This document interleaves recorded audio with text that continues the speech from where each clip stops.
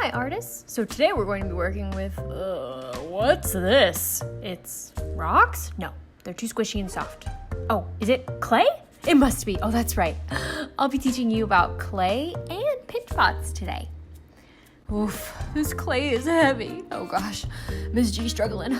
Okay, ignite super strength, and Operation Bring the Block of Clay Back to the Table is a go. So artists, clay actually comes from the earth. Did you know that?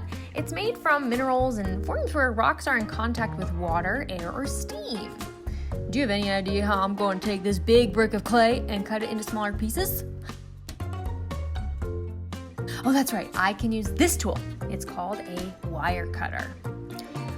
So I'm going to be using some clay here today to show you how to make a pinch pot, but since you're at home and making art with me, you could follow these same steps with Play-Doh, polymer clay, air dry clay, or even modeling clay. We basically need some squishy material that we can transform into a pot. Are you ready? First, I'm going to squeeze my clay between my two hands. It will become easier to work with the more I play around with it and its form.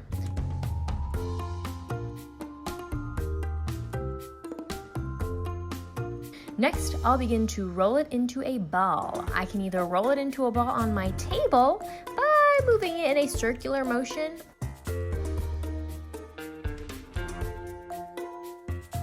or I can use both my hands and rotate them back and forth until I have a ball.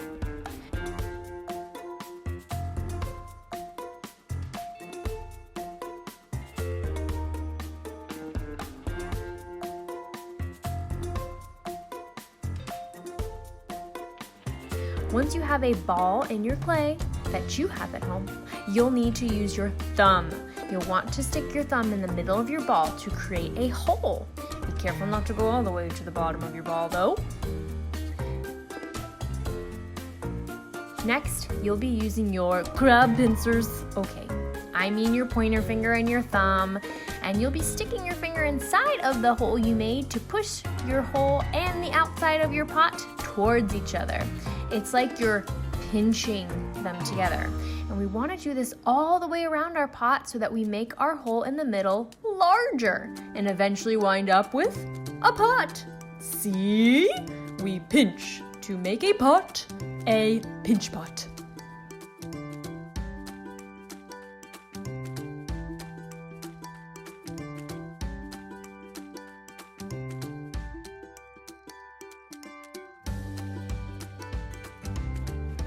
Now, since I'm working with clay here, I can sometimes get spots that dry out or crack, and I can fix that by using water to spray on those cracks and rub them out with my finger.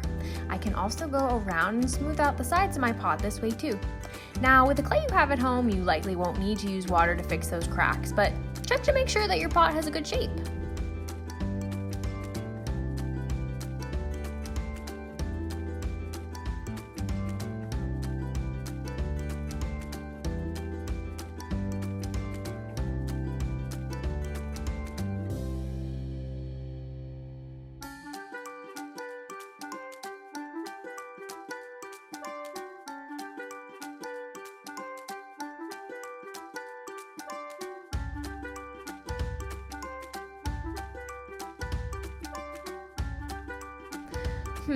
What if I want to add some designs like lines or shapes to my pot? Well, I could use a toothpick to draw them into my clay. I'm going to show you here how that would work with my clay, but yours might be a little different. Could you add some designs with more of your own clay or your dough? Or could you draw them on? Here's the important thing to note about clay. You have to make sure to not have any holes in your pot when you make it. So if you're using a toothpick like me, then you wouldn't want to shove it from one side to the other. This would create problems later when it goes into the kiln. I'll tell you more about that later.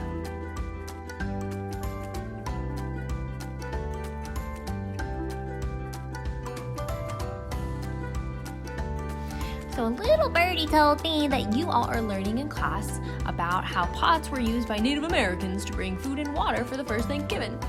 For that reason, I'll draw some symbols on my pot, much like Native Americans might have, to represent weather. What would you like to decorate on the side of your pot?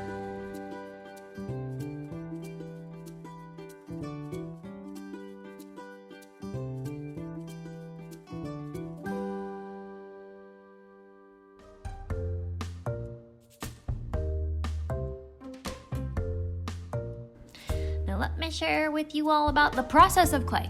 If you were here with me at school, I'd take your pot and let it sit out to dry for about a week. Then I'd put it inside of a giant machine called a kiln.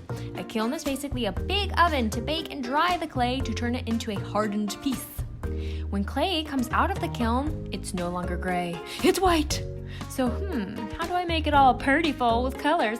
Well, I'd use a special paint used only for clay called glaze.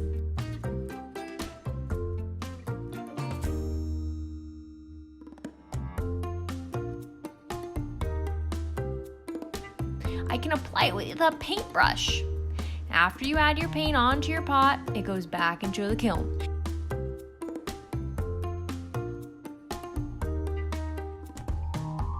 And when it comes out, voila, a beautiful colored pinch pot that looks so shiny and awesome, just like this student's example.